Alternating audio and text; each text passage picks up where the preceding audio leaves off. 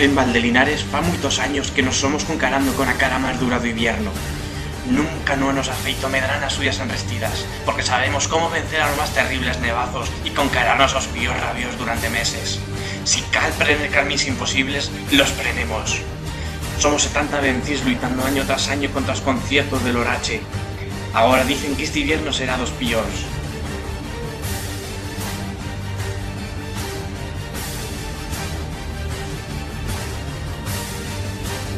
Párate, invierno.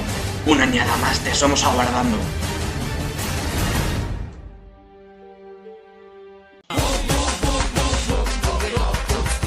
¿Y tú? ¿Y es presto?